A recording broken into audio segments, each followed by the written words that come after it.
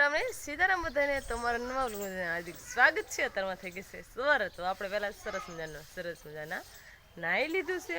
અત્યારમાં આપણે બધું કામકાજ પૂરું કરી નાખ્યું, વાળીને પોતાને બધું મારી દીધું છે।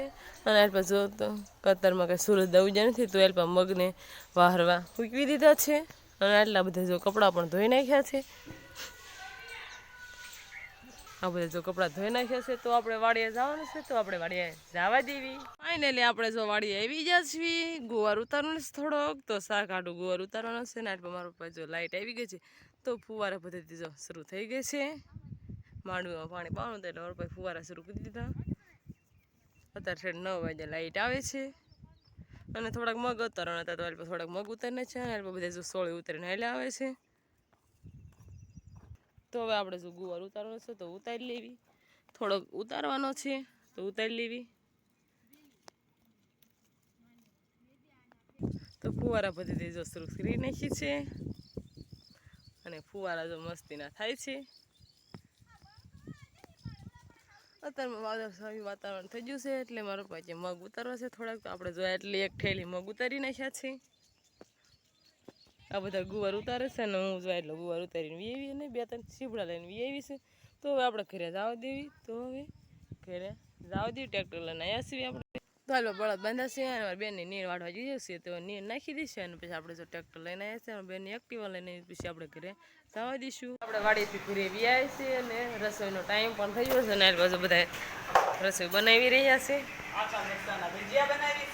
આંબળિયા બનાવે છે।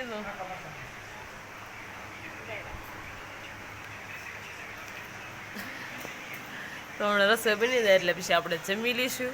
આંબળિયા બનાવી રહ્યા છીએ। જો જમવાનું બની ગયું છે, જમવામાં જો આંબળિયા છે, મમ્મીએ જો બરફી બનાવી છે। તો બધા હાલો જમવા, હવે આપણે પણ જમી લેવી। માલે નીર નાખી દીધી છે, અને વરસાદ પણ બપોર વિશે બહુ આવ્યો હતો, તો ત્યાર પછી ખાડા ભરાઈ ગયા છે। તો મારા ભાઈ પાછો મરચી અહીંયા વાવી હતી, તો આવડે થઈ છે હજી। અને પછી દૂધીનો વેલો, તો બધા ઢોરને જો અંદર બાંધી દીધા। બહુ વરસાદ આવતો હતો, આ બધે જો પાણી થઈ ગયું હતું બહાર, એટલે માંદડું કરી નાખ્યું છે। વાસીદું કાઢવાનું છે, તો હમણાં આપણે વાસીદું કાઢશું। તો હવે કાંઈ નીણ વાઢે એવું કાંઈ ટાઈમ છે નહીં, વરસાદ આવી ગયો છે એટલે નીણ કાંઈ વઢાય નહીં, ગારો થઈ જશે। તો આપણે ઢોરને અત્યારે જો નીર નાખી દીધી છે, તો હમણાં પાણી પણ પાવાનું છે, તો પાણીને પછી વાસીદું છે એ આપણે કાઢી નાખશું। તો અત્યારે ચા પીવાનો ટાઈમ થઈ જશે, તો મારી મમ્મી ચા બનાવશે, તો હમણાં આપણે ચા પી લઈશું।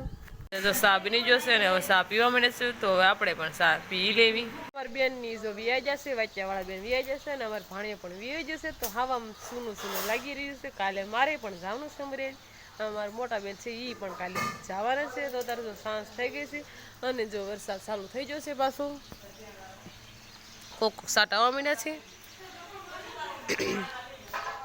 તો મારી બેન ઢોર દોવાના છે, તો એ ઢોર દોવે છે, તો આપણે થોડીક ખાઠી ભાંગી લેવી। વરસાદ ચાલુ થઈ જાય તો ભાઈને ખબર થોડીક ખાઠી ભાંગી લેવી। અને મારી બેનની રસોઈ બનાવવાનું કામકાજ ચાલુ છે। તો આ બધો થેપલા ને એવું બનાવે છે, મેથીના થેપલા બનાવવાના છે। સારું ને બનાવી તો મારે સારું મજા આવે। એટલે જો રસોઈ બની ગઈ છે, ને બધા જમવા બેસી ગયા છે, તો આપણે પણ જમવાનું છે। જમવામાં જો થેપલા છે, અને સોળીનું શાક બનાવ્યું છે, અને આમાં જો દૂધ ને ભજીયા ને એવું બધું છે। તો હવે આપણે જમી લેવી।